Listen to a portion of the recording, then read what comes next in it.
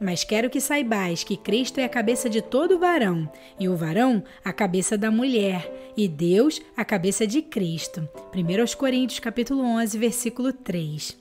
Este é o governo espiritual do céu e da terra. O homem e a mulher que são crentes em Jesus precisam exercer essa função, essa liderança sobre a sua casa, sobre os seus filhos. Não devem exercer apenas uma liderança física e emocional, mas uma liderança espiritual. E dentro dessa liderança espiritual, Deus destaca o homem, o varão. Em Gênesis capítulo 3, versículo 9, vemos Deus falando com o homem e a mulher após terem pecado. Ele primeiramente pergunta a Adão: existe um princípio de autoridade dentro do lar. O homem tem esse destaque diante de Deus e isso precisa ser observado. Quando acontece do marido ser ímpio, um descrente, e só a mulher é fiel a Deus, então essa mulher passa a assumir a liderança espiritual do lar. Porque o que nós vamos esperar de um homem ímpio? Nada.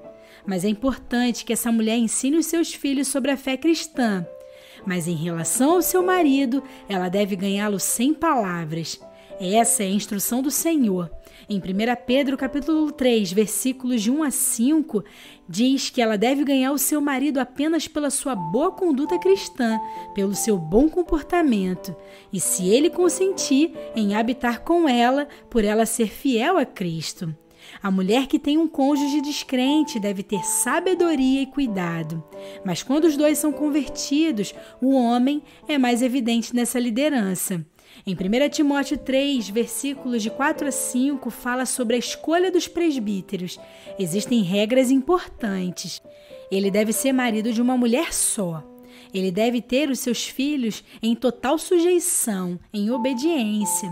Ele deve governar bem a sua casa, deve zelar, cuidar em todos os aspectos, em todas as necessidades, principalmente a espiritual. É interessante que o presbítero já possui essas qualidades antes de ser presbítero.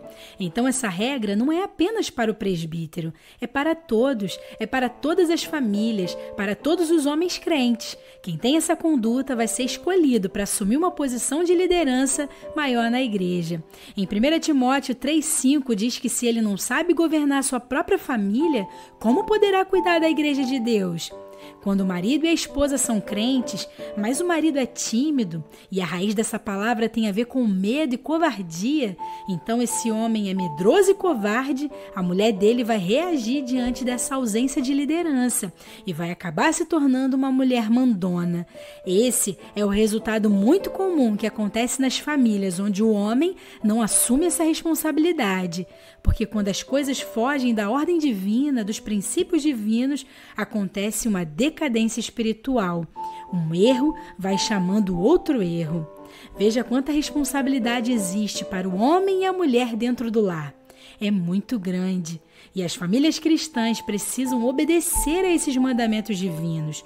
O homem cristão precisa ter uma postura, não tímida, mas uma liderança com autoridade espiritual.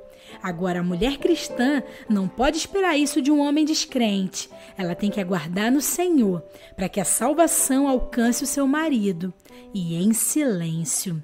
Assim como Deus é a cabeça de Cristo, Cristo em tudo é sujeito a Deus, assim a mulher deve obedecer ao marido, e o marido deve obedecer a Cristo fielmente. Pois esse é o desejo de Deus, que as famílias cristãs verdadeiramente ponham isso em prática. Amém.